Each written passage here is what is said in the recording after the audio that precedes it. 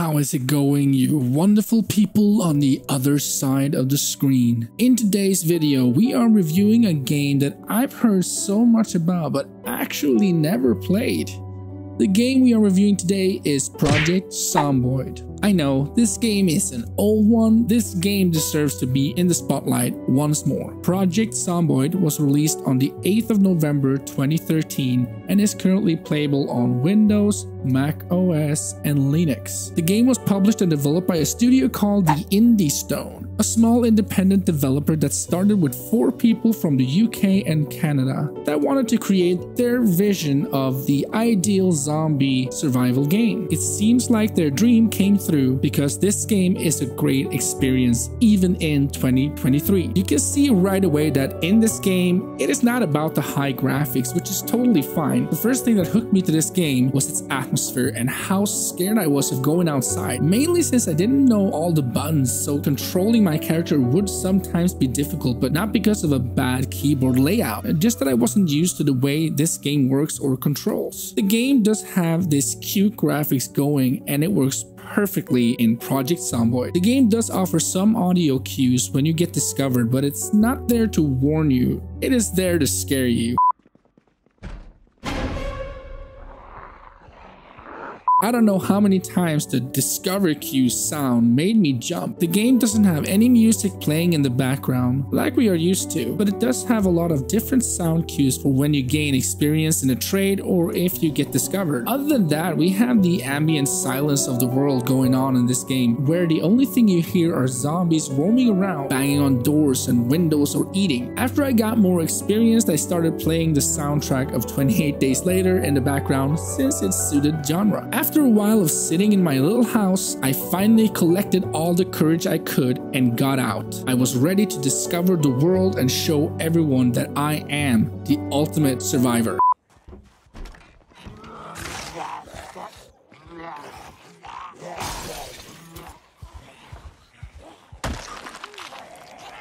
Yeah, this did happen a few times.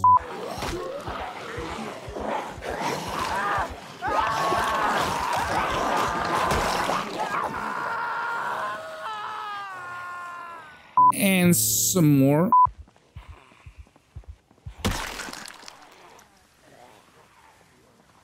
In short, I died a lot in this game. Did it piss me off? A tiny bit, yes. Did it destroy my experience? Not at all. This game is difficult, and just when you feel that you are getting ahead and warm in your clothes, the game slaps you in the face and kills your character that you have worked on for so long. I think this is the bit that got me hooked.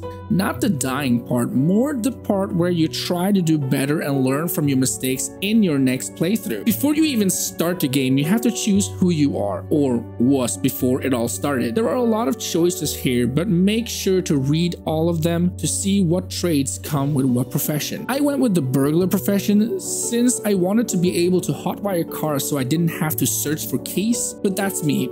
How you want to play is totally up to you. On the right, we have the traits where you can pick and choose what you want, but you only have a certain amount of points to spend. You can pick a few negative traits to give yourself more points so you can add more positive traits, but just don't go insane since some of these negative traits can be devastating to play with, like being blind, for example. Not so optimal in a zombie apocalypse. As I said before, as a new player, it can be a little difficult to understand the controls in the game. We use W, A, S, and D to move around like in most games, and you can also use E to interact with certain objects, but there can be multiple interactions with different objects. Take a window, for example. You can open the window, close the window, smash the window, and remove broken glass. All of these options won't work by just pressing E on your keyboard. There are hotkeys for all of these options, of course, but you can also right-click to get a sidebar that shows you what options you have with different objects. Or you can just learn the hotkeys in the option, which is a faster way than using your mouse, but this works for every object in the game. When attacking, you will have to hold the left mouse button and then use the right mouse button to either swing or shoot. While holding left mouse button, you won't be able to run, but instead you will walk slowly, so use this carefully. There is no shame in running from danger to fight another day. I think that the controls works well, but sometimes it felt like they didn't respond, but it could also be that I sometimes sometimes got too cocky and took on too many Zeds at the same time. So as you start the game, you will grab everything in the game, and I will give you a tip right now. Don't do this. Grab the essentials like canned food, a weapon, a container that can hold water, and if you're lucky, you find a backpack or a duffel bag that will increase your carrying capacity. This should be your priority at the start.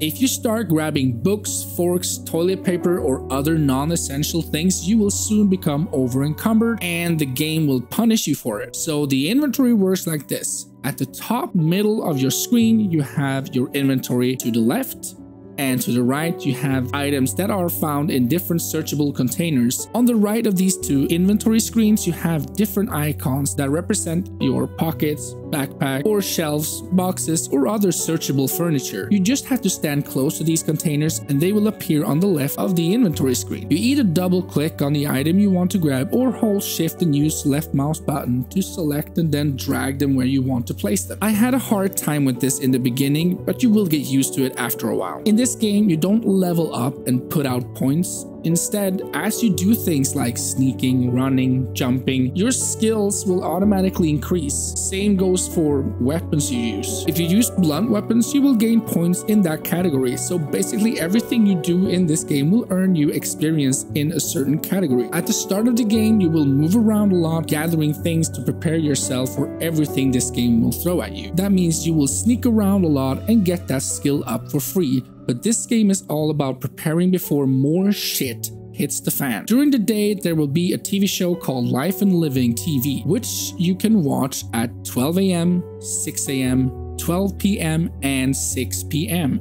Which will teach you fishing, cooking, and carpentry. It is of most importance that you watch these as much as you can so you can get those free skills early. It will help you a lot. I love this way of leveling up. It makes it feel more real. In Project Zomboid, you have both firearms and melee weapons. I guess that you already know this, but using firearms is a very stupid thing to do in this game. It will draw so much attention to you and it will be difficult to get rid of that many zombies. The only time I used guns was when I was far away from my base and knew the area in and out so I could escape easily with my car. So I recommend a short weapon like a hatchet or a hammer. Since they have a fast swing, it might be easier for you to get sets down quicker. But there is a catch. They don't have a very long reach, so you have to be close up and time your strikes right so you don't accidentally get grabbed or, in worst cases, bitten. You could use a two-handed weapon like a fire axe. The reason why I recommend a one-handed weapon is so you can have one hand free to be able to grab something and carry it with you. Nox infection is the name of the virus that turns you into a walking eating machine, and if a Zed breaks through your skin or bites you, then it is 100% fatal every time. You will have 4 days before you die and then turn a short while after. By all means, be careful. When opening doors, have your weapon ready so you don't get surprised. Not only do you have to watch out for Zeds, you will also have something called moodles, which is indicators of the physical and emotional state of your character. This will show up on the right top corner of your screen. If you hover over them, you will see what they mean. You can also check this out at pzwiki.net for more details on every moodle. If you get the moodle endurance, pair of lungs on the image, you have to be very careful and try to rest. You will have a much harder time killing zombies as it takes so many hits to kill them. So fighting 2 sets with this moodle will probably kill you. So watch out for that. I played this game for over 100 hours and I loved almost every second of it.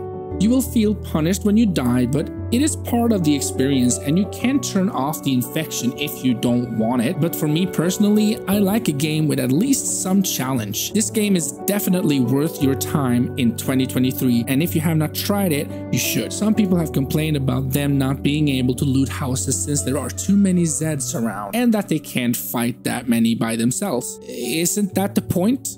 I mean, you are in a zombie apocalypse. It's not going to be in your favor, and you don't have to fight every zombie. Get their attention and walk away until you get to a building, then cut around a corner so they lose sight of you, and then sneak back to the house you wanted to loot. If you still have a hard time figuring out what to do, check out that guy Preds. He has some amazing videos, and the one you are looking for is Surviving Your First Week.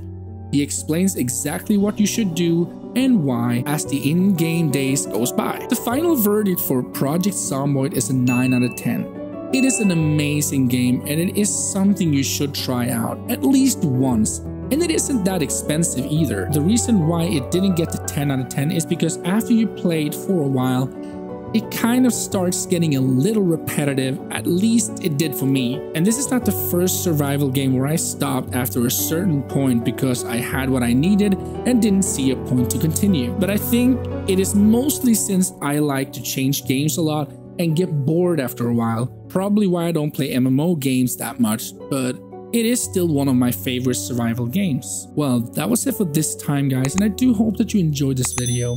If you did, and if you have some time to spare, why not check out some of my other videos? It would really help me out. Anyways, guys, stay awesome, and remember, life is too short to play bad games.